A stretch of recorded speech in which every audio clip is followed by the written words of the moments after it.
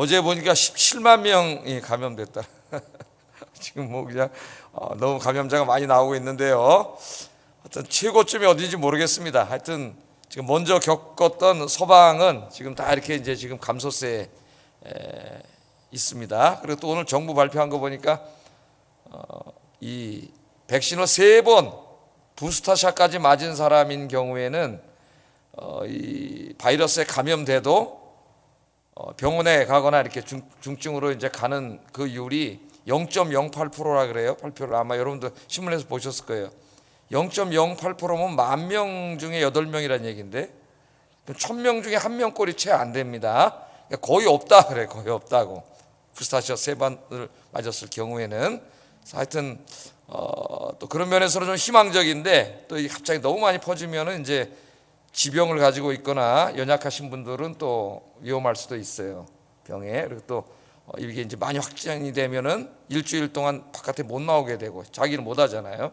격리를 해야 되니까 또 가족들에게 또 옮기게 되고 이런 불편함과 아픔도 있습니다. 하여튼 우리가 나라와 민족을 위해서 기도하면은 하나님이 이것도 치료해 주실 줄로 믿습니다. 희망이 보이기도 하고 또 이제 전문가들 의사들 입장에서는 이제 걱정 염려하는 소리도 나오고 그렇게 하기 때문에 하여튼 약화된 거는 사실인 것 같아요. 틀림없는 것 같아요. 이 병의 그 위중함이. 그래서 저도 이제 기도하고 있습니다. 부활절을 기점으로 좀 부활하게 하여 주시옵소서. 기도하고 있어요. 저도 너무 힘들잖아요, 그죠? 자, 이런 가운데도 오늘 예배 오신 여러분 주님의 이름으로 환영하고 하나님이 특별히 여러분에게 오늘도 특별한 복으로 함께 하실 줄로 믿습니다. 믿음이 얼마나 좋으신지 오늘 수요일도 이렇게 오시고 감사하게 생각해요. 자, 오늘은 하나님의 편에 선 사람들이라는 주제로 말씀을 전합니다. 오늘 본문에 보면 이제 크게 두 부류의 사람이 대조가 되는데 한 사람은 이제 도액 같은 사람이죠. 에돔 사람 도액. 이 사람은 왕에게 잘 보여가지고 성공하고 출세하려고 악을 행합니다.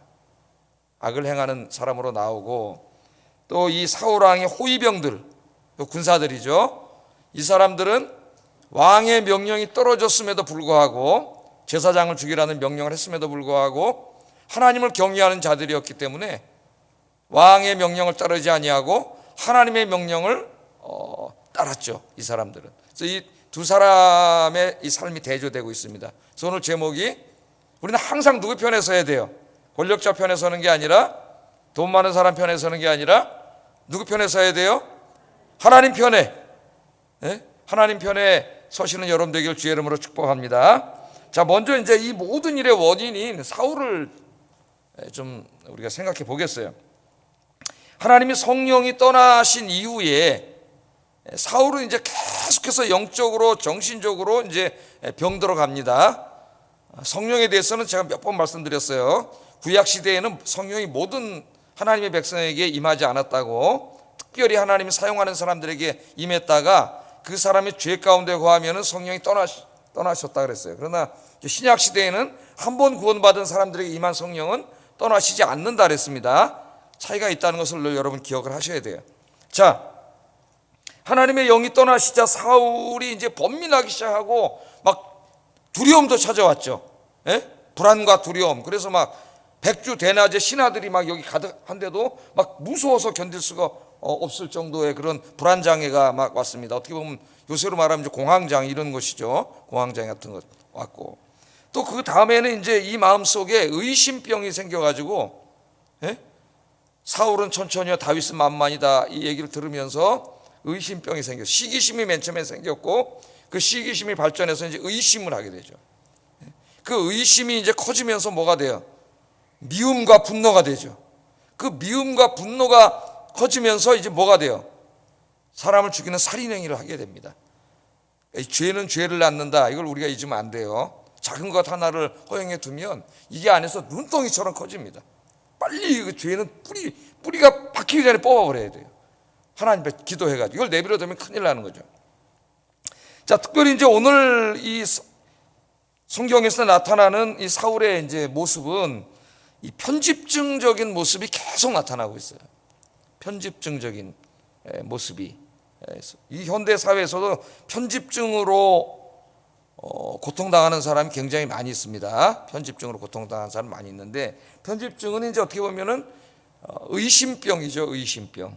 예? 그래서 사람들의 어떤 말이나 행동이나 이런 모든 것들이 자기를 해하려고 어떤 의도나 어떤 음모를 가지고 나를 해하려고 저렇게 말하는 것이다 하고 모든 것을 의심하는 거죠. 모든 것을. 예? 그렇게 해서 그걸 또 하나하나 기억해뒀다가 머릿속에서 혼자 이렇게 딱 이렇게 짜 맞춥니다. 그러면 훌륭한 진리가 돼버려요. 그게. 그러니까 굉장히 자기는 얼마나 힘들겠어요. 이게 관계도 잘 되지 않지만 자기도 힘들고, 또 이런 것들이 이제 막 연예인이나 유명인들을 향하게 되면 집착 있잖아요. 집착. 무서운 사람들이죠. 막 쫓아다니고 이런 것으로 나타나고, 자기 배우자에게는 의처증이나 의부증으로 나타나서 이제 가정이 깨지고 자기 자신도 정상적인 삶을 살 수가 없어요. 왜? 모든 게 다 의심으로 바라보기 때문에, 의심의 눈으로. 그냥 지나가면서 한번 안녕으로 웃고 지나갔는데 나를 비웃네. 저기 왜 나를 비웃지? 예? 그러면서 이제 이걸 전부 계속 그렇게 생각을 하면서 그 사람과 만났던 모든 것을 혼자 계속 또 생각을 하는 거죠. 그걸 또 하나씩 다 꽤 맞추는 거예요. 굉장히 무서운. 이걸 이제 이 정신과 의사들은 인격장애라 그러더라고요. 인격장애, 편집증을 인격장애라 이렇게 얘기를 하는데, 오늘 이제 사울을 보면은 맨 처음에는 시기심으로 나타났다가 의심으로 나타났다가 미움과 분노로 나타나는 이제 살인으로 나타나는데, 오늘 말씀을 보면 사울이 모든 사람을 의심합니다. 모든 사람이 자기를 반역해 가지고 자기에게 목에 칼을 겨눌 것이라고 모든 사람을 의심하는 격이 나타나죠. 그런데 이 사람이 권력자예요. 힘이 있는 사람이 의심을 하면 무서운 일이 벌어집니다. 여러분, 다 죽이는 거죠. 힘이 있는 사람. 힘이 없는 사람이 의심을 하게 되면은 이제 막 자기 혼자 괴로워하고 힘들어하겠지만은, 이 권력을 가진 자가 의심을 하면은 그 의심의 대상은 살 수가 없는 거죠. 자, 이제 보세요. 사울은 자기 정말 충신 중에 충신입니다. 자기 충신 중에 충신인 다윗을 시기하더니 드디어 의심을 해요. 또 사사로이는 자기 딸의 남편이에요. 사위예요. 사위, 자식이라고, 자식. 그런데 내 왕권을 노리는 자로 의심하고, 다윗이 행동하는 모든 것들이 다 자기 왕권을 뺏으려고 하는 행동으로 다 꽤 맞추고 있어요. 이렇게 그런 게 나오죠. 자, 또한 이 사울은 자기 신하들도 의심합니다. 오늘 본문에 보면 자기 신하들을 다 의심해요. 7절에서 8절 상반절까지 한번 읽어보겠습니다. 시작.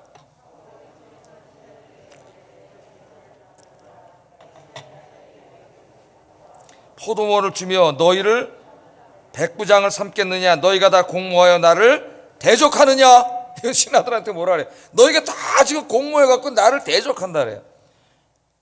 정말 자기 충신들인데, 그럼에도 불구하고 뭔가 좀 이상한 행동 하나하나를 해보면 전부 지금 저것들이 공모해갖고 나를 나의 왕권을 뺏으려고 그러네, 반역하려고 그러네. 이 사람에게 이렇게 모든 게 생각이 되는 거예요. 이게 심각한 병이죠. 이게 치료를 받아야 됩니다. 현대인 중에 굉장히 많습니다. 편집증으로 고통당하는 사람들이.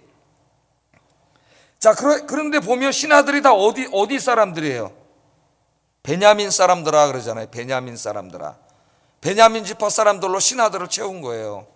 베냐민 왜 그랬을까요, 여러분? 사울이 어느 지파예요? 베냐민 지파 사람이에요. 그러니까 이 권력 말에 의심이 생기니까 다른 사람 믿을 수가 없으니까 믿을 수 있는 자기 지파 사람들로 다 베냐민 사람들로 채워놨는데, 지금은 이제 그 사람들도 못 믿는 거예요. 그 사람들에 대해서도 의심을 하는 거죠.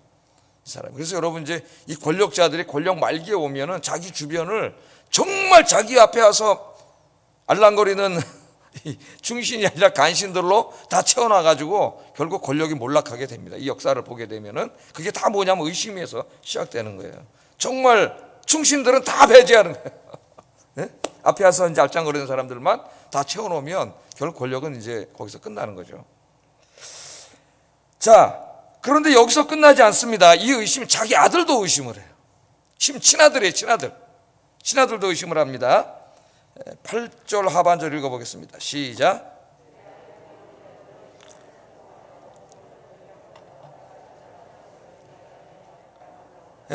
자기 아들 요나단이 지금 다윗하고 이렇게 짜가지고 매복했다가 자기를 치려고 했는데 계획을 세웠는데 왜 니네들 나한테 하나도 이거 뭐 보고 안 하는 거야? 그리고 또 자기 아들까지 의심을 하니까 이 본인은 얼마나 힘들겠어요. 이 사람이 정상적으로 어떻게 살 수가 있겠습니까, 여러분? 우리 인간이 행복하게 살려면 서로 믿고 신뢰하면서 그렇게 살아야 되잖아요, 그죠? 모든 사람의 선의를 받아들이고 그래야 우리가 서로가 행복하게 살 수가 있는데 이게 의심하기 시작하면은 살 수가 없는 거예요. 이제 오늘 말씀해 보면은 제사장들, 하나님의 제사장들까지도 반역의 도당으로 의심을 합니다. 의심이 계속 꼬리를 무는 거예요. 13절 한번 읽어보겠습니다. 시작. 나를 대적하여 그에게 떡과 칼을 주고 그에게 오늘이라도 매박하였다가 나를 치게 하려 하였느냐, 그렇게 얘기하고 있어요. 제사장들에게도. 자, 사울은 지금 편집증에 시달리고 있습니다. 극심한 피해망상, 과대망상. 뭐 이제 심리학자들이나 정신과 의사는 편집증에 과대망상이 나타나지만 뭐 조현증만큼 나타나지는 않는다 그래요. 하여튼 저는 거기 전문가는 아니니까요. 한번 읽어봤어요. 자, 이 사울은 하나님에 대한 믿음을 잃어버리자 사람에 대한 믿음도 잃어버렸습니다. 그래서 모든 사람들을 다 의심하게 되고 결국 오늘 본문을 읽으면 무서운 결과를 가져오는데 하나님의 제사장 85명을 다 죽여버립니다. 85명이 반역자라고 여기고 85명을 다 죽여버리고 거기서도 직성이 풀리지 않아가지고 그 제사장들의 가족들이 살고 있는 성으로 가서 그 가족들까지 다 죽여버렸어요. 어마어마한 이제 살육을 행하게 된 거예요. 돌이킬 수 없는 죄를 하나님 앞에 짓게 된 거죠. 이게 다 어디서 나온 거예요? 의심에서 나왔는데 그 의심병이 어디서 시작된 거예요? 하나님의 영이 떠나면서 시작된 거예요. 하나님의 영이 사울을 장악하고 지배하고 있을 때는 사울은 굉장히 마음이 평안했고 겸손한 사람이었고 사람들을 사랑하는 사람이었고 그런 사람이었습니다. 우리가 알고 있잖아요. 또 용기를 내서 막 민족을 구하기도 하고 그런 사람이었는데 하나님의 영이 떠나고 악신이 그에게 들어와서 그를 괴롭히기 시작했을 때 그의 마음이 무너지고 정신이 무너지고 모든 삶이 무너진 거예요. 그래서 여러분 이제 오늘 우리가 첫 번째 여기서 하나 기도해야 될 제목이 있어요. 그 요한계시록 9장 1절 이하에 보면은 그 5번째 나팔을 불 때 이 천사 하나가 내려와서 무저갱 열쇠를 열죠. 그러니까 무저갱에 갇혀있던 그 사람이 본 그림은 황충입니다. 황충들이 쫙 올라오는데 이 황충들이 나타나가지고 5개월 동안 사람들을 쏴서 고통을 준다 그랬어요. 그런데 하나님의 이마에 인친 사람들은 못하고, 그러니까 인친 사람들은 누구예요? 여러분들이죠. 구원받은 사람들, 인침을 받지 않은 자들을 괴롭힌다 그랬어요. 그래서 그 황충이 고통을 주는 5개월은 이제 상징적인 기간이고 지금 이 마지막 때에 해당됩니다. 우리가 사는 시대에 이 고통이 뭔가에 대해서 해석이 정말 굉장히 많죠. 최근에 이제 그 요한계시록의 방대한 책을 최근에 썼던 빌이라고 하는 그 이제 신학자가 있어요. 이분은 요한계시록을 상징적으로 해석하는데 이제 굉장히 이만한 주석을 썼습니다. 근데 이분은 이제 이 병을 우울증이라고 해석을 한다고 제가 아마 우리 구역장님들 강의할 때 가르쳐 드렸을 거예요. 이 사람이 이제 우울증으로 그러니까 정신적인 고통으로 많이 해석을 해요, 요새는. 그것이 뭐 이제 불안장애든 아니면 뭐 우울증이든 아니면 이렇게 이제 편집증으로 고통당하는 사람이든 하여튼 이런 종류의 고통이 아닐까. 요새 더욱더 그런 생각이 들어요. 제가 어제도 립산하고 가면서 요즘 너무나 많은 사람들이 정신적인 고통을 당하고 있거든요. 너무 힘들어하고 있고 그래서 이제 생각을 했는데 예수 믿는 사람들은 하나님의 인침을 받은 사람들은 고통을 주지 못한다 그랬어요. 그것이 전혀 그렇지 않다는 얘기는 아닌 것 같아요. 왜? 예수 믿고 구원받은 사람들 중에도 불안으로 힘들어하는 사람들도 때때로 있고 또 우울한 사람도 있고 또는 편집증적인 모습이 뭐 심하지는 않더라도 약간씩 있을 수가 있어요. 그것이 언제 있을까요, 여러분? 성령 충만하면. 성령님은 떠나지 않으세요, 우리 안에. 그러나 우리가 자꾸 죄를 짓고 하나님과 가까이 하지 않으면 성령님이 나를 온전히 지배하지 못하시게 내가 방해를 하기 때문에 성령님을 받기 이전에 비슷한 상태로 돌아간다 그랬죠. 자꾸 성령. 그래서 우리가 늘 성령 충만하다 그래. 해야 된다 그랬어요. 성령 충만하지 않으면 늘 기도와 말씀으로 주님을 만나 그러지 않으면 이런 모습들이 나에게 예수 믿기 전에 그런 고통들이 다시 살아날 수가 있어요. 그러나 뭐가 다르냐? 예수 믿고 구원받은 사람들은 기본적으로 하나님의 영이신 성령님이 안에 계시기 때문에 이것들을 다시 극복하고 이길 힘이 있습니다. 할렐루야. 깨닫고, 그래서 오늘 시간에 여러분 깨달으시고 늘 또 어려운 시기지만은 이렇게 예배드리고 찬송을 부르고 기도하시고 말씀을 묵상하면서 늘 성령 충만해가지고 여러분 마음에 하나님이 주시는 샬롬이 가득하기를 주의 이름으로 축복합니다. 그러면 다 해결돼.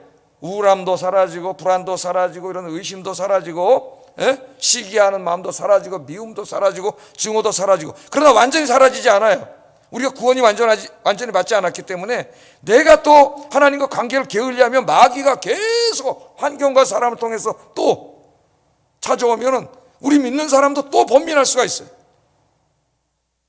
그래서 여러분 신앙생활 열심히 하면 행복하다고 제가 얘기잖아요. 행복은 다른 데 있지 않아요. 예? 하나님 안에 우리가 하나님 안에서 평안을 얻기까지는 진정한 평안을 얻을 수 없다고 어거스틴이라고 하는 유명한 신학자가 이야기를 했습니다. 정말 우리가 어디 가서 평안을 얻겠어요? 우리를 힘들게 하고 막 우울하게 하고 불안하게 하고 의심하게 하고 시기하게 하고 미워하고 막 분노하게 하는 것들이 마귀가 하루에도 12번씩 찾아와서 그런 것들을 우리에게 줘요. 어디 가도 그런 평안을 누릴 수가 없어요. 정말 주님 앞에 무릎 꿇고 기도할 때가 내가 체험해봐도 잘 평안하더라고. 예? 새벽에 나와서 강대상 앞에 앉아가지고 우리 성도님들 여기서 이제 기도하시잖아요. 막 기도하시는 분들은 느낄 거예요. 뭔가 번민과 불안과 우울과 이런 게 있다 할지라도 그 시간에 나와서 무릎 꿇고 하나님 앞에 주님 좋았습니다 하면 정말 그때 편함이 오죠. 샬롬이. 예? 다 치유가 이루어져. 치유가.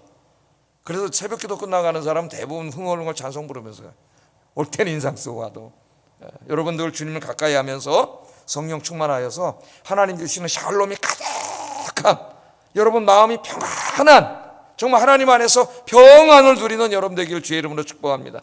이거는 하나님이 여러분에게 주신 특권이고 축복인데 이걸 안 누리고 사는 사람이 얼마나 어리석은 사람이에요. 오늘부터 하나님 가까이 하세요. 하나님 안에서만 평안을 누릴 수 있다. 절대 잊지 마세요. 수고하고 무거운 짐진 자들아 다 내게로 오라. 내가 너희를 쉬게 하리라고. 쉬게 한다는 말이 샬롬을 준다는 말이에요. 안식을 준다는 말이에요. 이 세상에서는 안식이 없어요. 그러나 이 정말 고통과 이 불안과 이 우울이 가득한 세상일지라도 내가 주님 안에 있으면 그 주님 보호막 안에서 평안할 수 있는 거예요. 하늘의 평안이 오는 거예요. 그래서 여러분 늘 기도하셔서 평안하시기 바랍니다. 요즘 힘들어하는 분들이 너무나 많아서 제가 다시 말씀드리는 거예요. 자, 이 사울의 얘기를 이제 했고 그 다음에 이제 도액과 호위병들 오늘 주제에 해당되는 이 얘기를 좀 해보겠습니다. 자, 사울이 모든 사람이 다윗과 한통속이라고 의심을 하고 화를 내고 있을 때 그 기회를 출세의 기회로 삼았던 아주 간악한 자 한 사람이 있었어요. 그 사람은 에돔 사람 도액이라고 하는 사람입니다. 도액. 자, 이 도액은 성공과 출세를 위해서는 물불을 가리지 않고 행동하는 아주 간악한 사람의 전형이에요. 전형.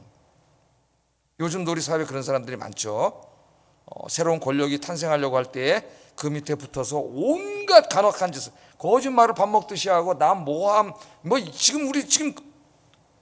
우리가 매일 보잖아요. 거짓말과 깜짝깜짝 놀랄 거짓말 국민을 상대로 하는 일인데 거짓말과 이 모함을 하고 막 그런 걸 해가지고 어떻게든지 하나 뭐예요 이거 공을 세워가지고 정권이 들어서면 이제 자기 뭐 하나 자리 얻으려고 정말 간악한 짓을 하는 자들이 너무 많아서 한숨이 푹푹 나와. 권력 옆에는 항상 이런 것들이 끼죠. 이 파리떼들이. 자, 이 도액은 성공과 출세가 인생의 목적이기 때문에 무엇이 옳은가 그른가는 관심이 없습니다. 성공하고 출세하는 것만 관심이기 때문에 옳고 그름을 따지지 않는 사람이죠. 이 사람은. 자, 도액이 이제 자신이 요때 내가 왕한테 잘 보여서 내가 한 자리 해먹을 수 있는 찬스다.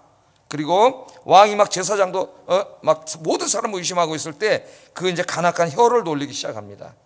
입을 조심해야 돼요. 여러분. 거짓말하는 사람들이 너무 많기 때문에 특히 이제 핸드폰 키면 인터넷 나오는데 특히 선거철이 되면 여기에 이 마터도와 악의적인 거짓말이 그냥 막 흘러 넘쳐요. 그러니까 어리석게 그런 거 하나하나 보고 막 절대 이런 그러면 안 돼요. 똑똑해져야 돼요, 우리 국민들이. 자, 이 어떻게 사특한 입을 놀리느냐, 9절 10절 한번 읽어보겠습니다. 시작.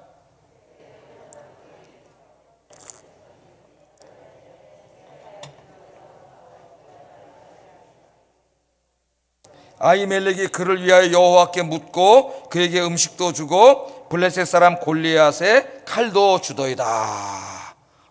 요거 찬스다 그러고 가지고 이제 이 사특한 혀를 놀린 거죠. 왕이요, 저 제사장 대제사장 아히멜렉이 글쎄 제가 며칠 전에 보니까 이런 짓을 했는데요. 다윗이 저 사람 찾아갔었는데 하나님에 대해서 기도도 해주고 영적인 케어도 해주고 골리앗 죽였을 때 그 칼도 주고 먹을 떡도 주고 그렇게 했는데요. 자, 이 얘기가 떨어지면 그 다음에 무슨 일이 일어날지는 지금 뭐 명약관한 일입니다. 자, 사울왕 앞에서 하나님의 제사장들을 모함하고 비방하는 악을 행했습니다. 사울과 제사장 사이를 이간시킨 것이죠. 이 도에게 사악한 말 한마디 때문에 제사장 85명과 그 성읍에 사는 제사장의 가족들, 무고한 사람들이 다 살육을 당하게 됩니다. 사울은 이 도에게 혀에 놀아났어요. 그러니까 우리가 귀가 가벼운 사람이 되면 안 돼. 우리 그리스도들 항상 이 사람 얘기도 들어보고 저 사람 얘기도 들어보고 이 신문도 읽어보고 저 신문도 읽어보고 다 우리가 귀가 가벼운 사람이 돼서는 안 돼요. 그냥 듣고 자기가 행동하면은 난 저 사람한테 속았는데요, 내 책임 없는데, 천만의 말씀이에요. 그 속은 것도 큰 죄예요. 속은 것도. 자, 이 제사장 이 도에게 혀에 놀아나가지고 당장 사실 확인도 하지 않고 제사장들을 끌어오라 그랬어요. 그래서 제사장 85명이 끌려왔습니다. 끌려와서 이렇게 다그칩니다. 13절 한번 읽어보겠습니다. 13절 시작. 네가 어찌하여 이새의 아들과 공모하여 나를 대적하여 그에게 떡과 칼을 주고 그를 위하여 하나님께 물어서 그에게 오늘이라도 매복하였다가 나를 치게 하려 하였느냐. 이 보세요, 지금 의심을. 자, 사울은 제사장들을 어떻게 지금 몰아붙입니까? 다윗과 공모하여 자기를 죽이려고 모함을 했다. 이게 뭐라 그래? 이게 모략을 했다는 거예요. 반역자들로 지금 몰아붙이는 거죠. 아히멜렉이 왕의 말을 듣고 정말 기가 막혔습니다. 기가 막혔어요. 자기는 그냥 다윗은 사울 왕의 충신이고 그의 사위이고 사사로이는 그래서 그걸 당연히 도와준 것이고 왕을 위해서도 늘 찾아오면 기도해주고 뭐 항상 그런 사람이었는데 이게 반역을 같이 했다고 이제 올가매는 거죠. 올가미. 요즘 이 불의한 사회에서는 그 이들의 올가미에 걸려가지고 억울하게 감옥살이 한 사람도 굉장히 많아요. 올가미를 조여매면은 이게 웬만한 사람은 벗어날 수가 없습니다. 우리나라 굉장히 날고 겼던 사람들도 올가미로 조여매니까 뭐 이게 벗어날 수가 없더라고요. 자, 기가 막혀서 제사장이 얘기합니다. 14절 15절 목숨을 걸고 얘기하는 거예요. 그러니까 이 하나님의 사람은 목숨을 걸고 뭐 적의 권력자라도 목숨을 걸고 사실을 이야기해. 살으려고 다윗이 그 나쁜 놈인데 난 그러지 않았습니다. 뭐 이렇게 말하면 살지 몰라도 그렇게 얘기하지 않습니다. 한번 읽어보기 뭐라 그랬는지 시작. 왕의 모든 신하 중에 다윗같이 충실한 자가 누구인지요? 그는 왕의 사위도 되고 왕의 호위대장도 되고 왕실에서 존귀한 자가 아니니까 내가 그를 위해 하나님께 물은 것이 오늘이 처음이니까 결단코 아니니이다. 뭐라건대 왕은 종과 종의 아비의 온 집에 아무것도 돌리지 마옵소서. 왕의 종은 이 모든 크고 작은 일에 관하여 아는 것이 없나이다 하니라. 이 대제사장이 지금 왕 앞에 자기를 왕의 종이라고 부르고 있습니다. 그러니까 자기도 사울 왕을 존경하는 충실한 한 사람의 백성임을 인정하고 존경하는 표정으로 존경하는 말투로 얘기하고 있는 거예요. 그러나 왕의 말은 사실이 아니라는 거죠. 억울한 사람에게 지금 다 뒤집어 씌워가지고 죽이려고 하는. 그런 충신이고 왕의 사위고 호위 대장이고 늘 왕 앞에 충성을 다하는 그런 사람이고 내가 그냥 제사장으로서 찾아오는 사람에게 항상 하듯이 나는 그 임무를 다했을 뿐인데 이게 무슨 말입니까? 그렇게 왕에게 이야기했습니다. 그러나 사울왕은 이 사악한 도에게 거짓 혀에 놀아나서 결국 85명의 제사장을 다 무참하게 죽이게 됩니다. 좀 이따 살펴볼 거지만은 호위병들에게 죽이라고 명령을 했는데 호위병들은 죽이지 않았어요. 못 죽였어요. 제사장들을 죽이는 것은 옳지 않기 때문에 하나님 앞에. 그랬더니 그 옆에 있는 도액이라는 놈이 그놈에게 명령을 내렸더니 그놈이라 그러면 안 되고 도액에게 명령을 내렸더니 도액이 다 죽여버렸어. 18절 한번 읽어보겠습니다. 시작.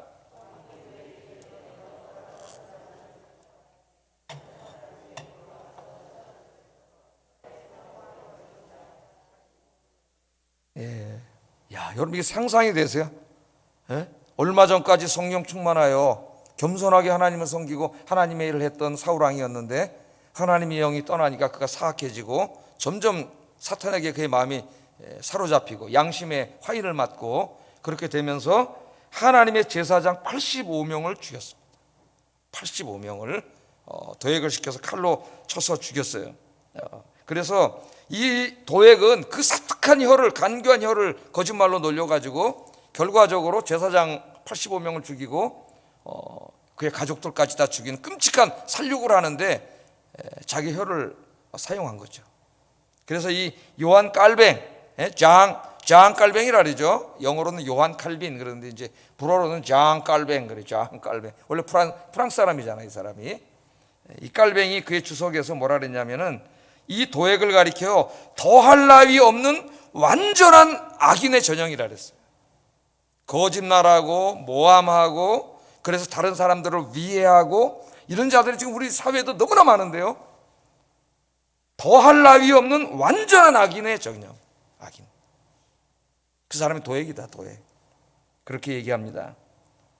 우리들의 입술이 사람과 사람 사이를 이간시키고 다른 사람을 비방하고 모함하고 거짓말하는 데 사용돼서는 안 되겠어요. 이것은 하나님 앞에 큰 죄악입니다. 그래서 잠언 10장 11절에 보면 이런 말씀이 참 읽어보겠습니다. 시작. 악인의 입은 독을 머금었느니라. 이 굉장히 중요해. 의인의 입은 생명샘이야. 샘은 뭐예요? 계속 솟아나오는 거죠. 의인의 입에서는 생명샘이 솟아나와요. 그분이 말을 할 때마다 사람들이 격려되고 위로가 되고 용기를 얻고 힘을 얻고 은혜를 받고 여러분들이 그렇게 되기를 주의 이름으로 축복합니다. 악인의 혀는 독을 먹어 못하랬어요. 입을 열면 독이 나와서 사람들을 죽여요. 이건 악인이에요, 악인. 의인의 입은 생명의 샘이라 그랬어요. 그래서 오늘 두 번째 적용해서 오늘 예배 오신 여러분들 늘 기도하셔서 여러분 입이 생명의 샘이 돼가지고 하나님이 주신 이 입으로 생명을 살리는 데 사용하는 여러분 되기를 주의 이름으로 축복합니다. 자, 세 번째 이제 호위병들에 대해서 한번 좀 생각해 보겠습니다. 마지막으로 호위병들. 자, 제사장을 의심해 가지고 호위병들에게 제일 먼저 도액에게 명령을 내린 게 아니라 호위병에게 명령을 내렸습니다. 자기가 데리고 온 군인들. 여러분 호위병들이 누구예요? 가장 충성스러운 군인들이에요. 왕을 호위하는 군인들, 경호병들이잖아요. 그들은 총알이 활이 날라오면 자기가 나가서 맞고 죽는 사람들이에요. 지금도 경호원의 제일 큰 임무가 누가 총을 쏘면 자기가 나가서 대신 맞는 겁니다. 대통령 대신에. 그러니까 가장 충성스러운 사람이죠. 왕이 명령만 내리면 즉각 행하는, 그게 그 사람들의 직업 윤리죠. 그래야 되는 사람들이 호위병이에요. 그런데 사울이 제사장들을 죽이라는 명령을 내렸을 때 호위병들 중에 그 누구도 왕의 명령을 따르지 않습니다. 평상시 같으면 바로 그냥 자기 목숨이라도 바칠 사람들이에요. 한번 17절을 읽어보겠습니다. 시작.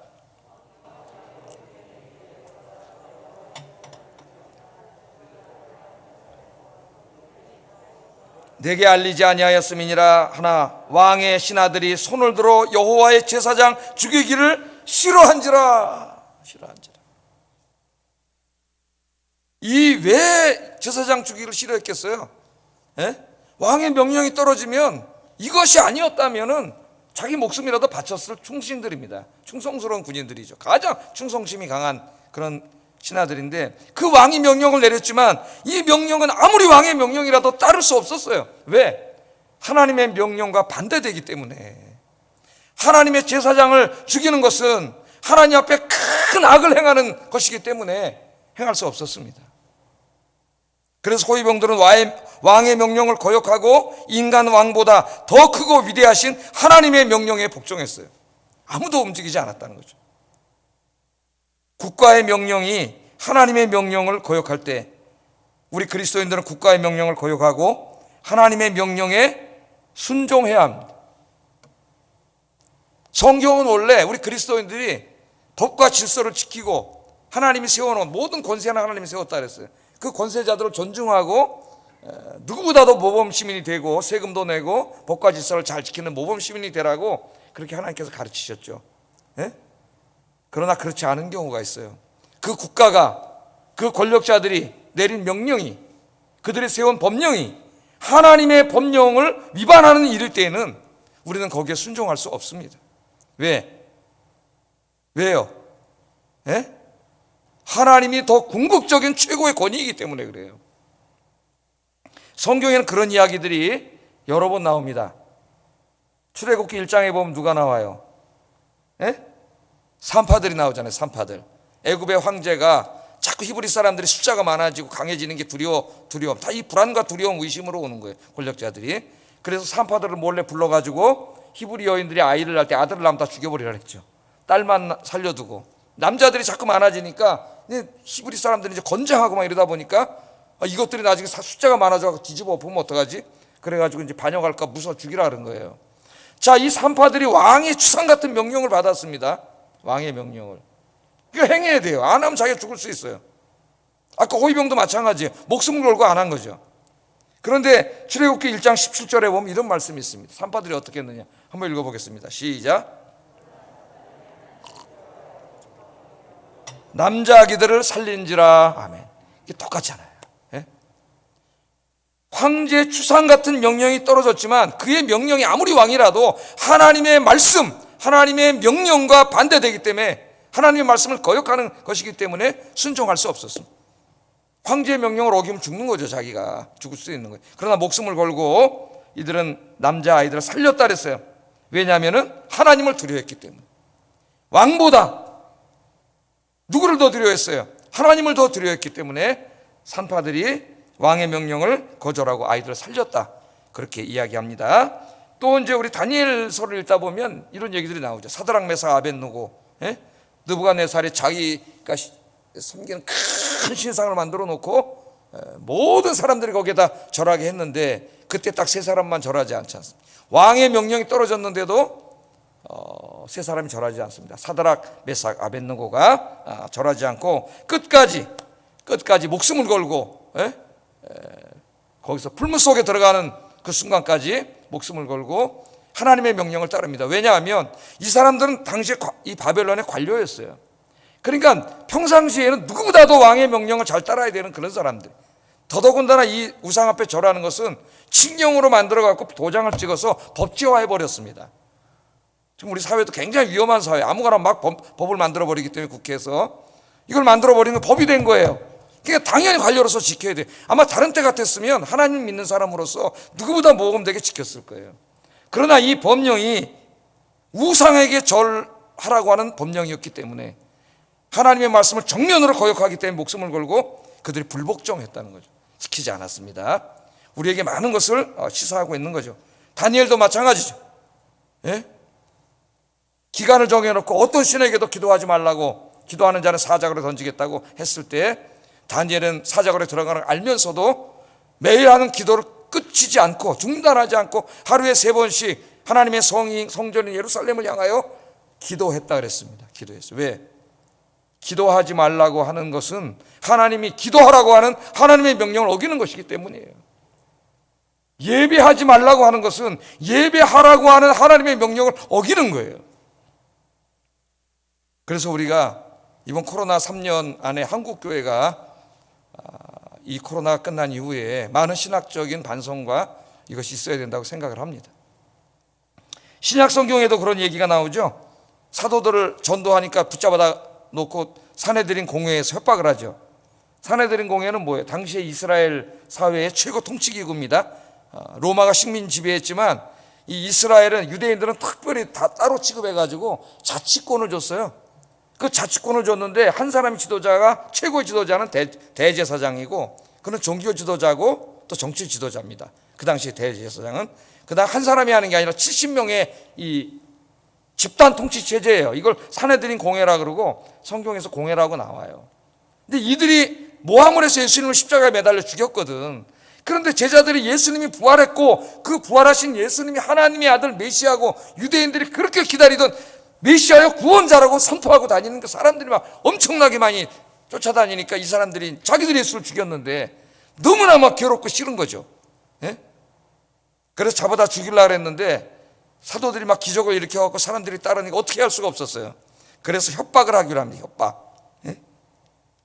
사도행전 4장 18절에 협박을 한번 읽어보겠습니다. 시작. 예. 경고했습니다. 경고. 오늘부터 이 시간부터 예수의 이름으로 말하지 말고 가르치지 말라니까, 전도하지 말고 성경도 가르치지 말고 예배 드리지 말라는 거예요. 예수에게 드리면 죽인다는 거예요. 죽인다는, 벌금을 100만 원 때리든지 죽인다는 거예요. 겁을 주는 거죠. 예. 자, 그때 사도들이 어떻게 했습니까? 19절에 보면 같이 한번 읽어볼까요? 베드로와 요한이 대답하여 이르되 하나님 앞에서 너희의 말을 듣는 것이 하나님의 말씀을 듣는 것보다 옳은가 판단하라. 사내들인 공에 무서운 나르는 새도 떨어뜨리는 그 무서운 사람들 앞에서 당신들의 말에 순종하는 것보다 하나님의 말에 순종하는 것이 옳다. 당신들의 말은 하나님의 말씀을 거역하는 것이라는 거예요. 순종하지 않겠다는 거예요. 하나님의 말씀에 순종하겠다는 거예요. 그래서 그들은 나가서 복음을 전합니다. 사도행전을 읽으면 놀랍죠. 함께 기도하고 담대하게 복음을 전했다 그랬어요. 오늘 우리 한국 교회가 이제 대단한 교회라고 그동안 자랑을 해왔는데 최근 우리가 이 3년을 거치면서 아무것도 아닌 교회다. 그걸 우리가 스스로가 보여줬어요. 아무것도 아닌 교회라. 우리 모두를 포함해서. 자크 엘룰이 쓴 책 중에 이제 폭력이라고 하는 책이 있습니다.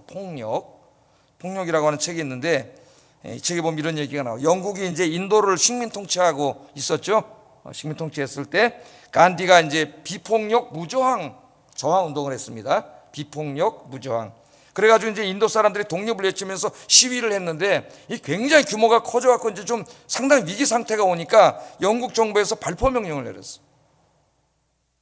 비폭력 무저항으로 하는데 발포 명령을 내렸습니다. 사격 명령이 떨어졌는데 영국의 군인들 중 단 한 사람도 총을 쏘지 않았어. 군인은 명령에 죽고 사는 사람인데 왜 그랬을까요? 그들은 하나님을 믿는 사람들이었어요. 그들의 마음에 하나님이 있었기 때문에 아무리 국가의 명령이라 할지라도 무고한 시민에게 총을 쏘는 행위를 할 수 없었습니다. 그래서 총을 쏘지 않았어요. 군인인데 국가의 명령, 지휘관의 명령을 어긴 거예요. 우리 사형이에요. 그러면 그들은 국가의 명령보다 하나님의 명령이 더 중요한 사람들이었어요. 그래서 자크 엘룰이 이렇게 말해요. 만일 인도의 비폭력 혁명이 저 스탈린 치하에 소련에서 일어났다면 과연 그들이 어떻게 됐겠는가? 다 쏴 죽였겠죠. 우리나라도 1919년 3월 1일 날 비폭력 무저항 운동을 했는데 일본의 군인들이 총을 쐈습니다. 시민들에게. 우리가 그것을 기억하고 있죠. 그 사악함에 대해서. 그리스도인들은요, 하나님이 세우신 질서에 순종하고 합법적인 권세자들을 존중해야 합니다. 하나님의 말씀이에요. 만일 그들의 명령이 하나님의 명령과 반대되고 하나님의 명령을 거스르는 것이라면 그리스도인들은 정부의 명령을 거역하고 하나님의 명령을 따라야 합니다. 하나님께서는 로마서 13장에서 모든 권세는 하나님으로부터 나왔다는 것과 그리스도인들은 그 권세를 존중하고 순종해야 한다고 분명히 가르쳤어요. 한번 읽어보겠습니다. 시작.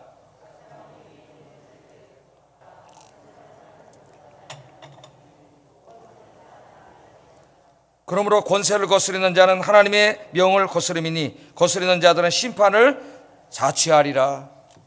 그러니까 이게 무슨 말씀이에요? 예?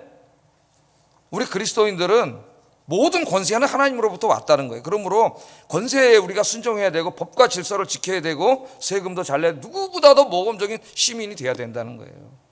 그러나 그것은 국가의 정상적인 모습이고 이 국가가 요한계시록 13장으로 가면은 사악한 괴물의 모습으로 나옵니다. 똑같은 로마 정부인데 그 요한계시록 13장에 나오는 국가는 어떤 국가예요? 그 국가는 하나님의 말씀을 거역하고 황제 숭배라고 하는 우상 숭배를 강요하고 예배드리는 자를 잡아다가 감옥에 가두고 고문하고 처형하고 하나님의 교회를 잔해하는 자들이에요. 그렇게 국가가 하나님의 명령을 어기고 하나님 뜻을 어길 때에 그리스도인들은 어떻게 해야 돼? 그 국가에 저항해야 돼. 그것이 요한계시록의 가르침이에요. 그러니까 로마서 13장만 가르치면 안 돼. 요한계시록 13장을 같이 가르쳐야 돼. 같이 가르쳐야 돼. 그러나 그렇다고 그리스도인의 저항이 무슨 뭐 화염병을 던지거나 총을 쏘거나 막 무력을 행사하거나 그런 게 아닙니다. 예배를 드리는 자를 잡아서 감옥에 쳐넣을 때, 그때 우리 초대교회 믿음의 성도들은 그냥 예배를 드렸습니다. 끌려가면 잡혀갔어요. 고문을 당하면 고문을 당했어요. 죽이면 순교를 했어요. 그래서 요한계시록의 저항은 기도와 순교예요. 물리력이 아니에요. 하나님의 말씀에 순종하면서 순교하더라도 기도하고 예배를 드리는 것이 기독교인의 강력한 저항이었어요. 그리고 요한계시록은 그것을 승리라고 이야기해요. 영광스러운 승리입니다. 영광스러운 승리.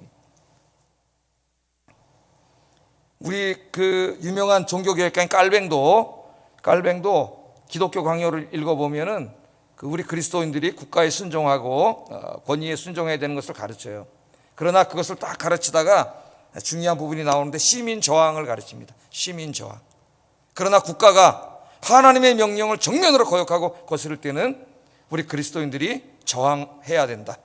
시민 저항권을 가르쳐요. 시민 저항권. 이것이 이제 우리나라에 와가지고 과도 해석돼서 좌파, 기독교 좌파에게는 막 화염병 던지는 것으로 나타나게 되고, 또 기독교 보수파에서는 거의 무시하는 것으로 나타나게 됐는데, 우리가 잘 알아야 되죠.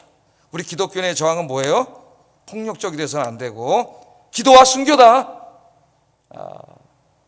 우리가 깨닫고 누구보다도 모범 시민이 돼야 되지만 국가와 왕보다 더 중요한 분이 하나님이고, 그래서 우리는 항상 하나님의 말씀에 순종해야 된다는 거 잊지 마시고, 하나님의 말씀에 순종하고 항상 하나님 편에 서시는 여러분 되기를 주의 이름으로 축복합니다. 기도하겠습니다.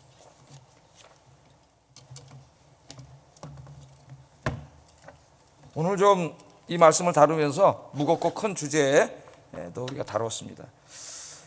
자, 세 가지 우리가 좀 이 아침에 이 시간에 기도하기를 원합니다. 늘 성령 충만하여 하나님을 신뢰하고 주변 사람들을 신뢰하며 살게 하소서.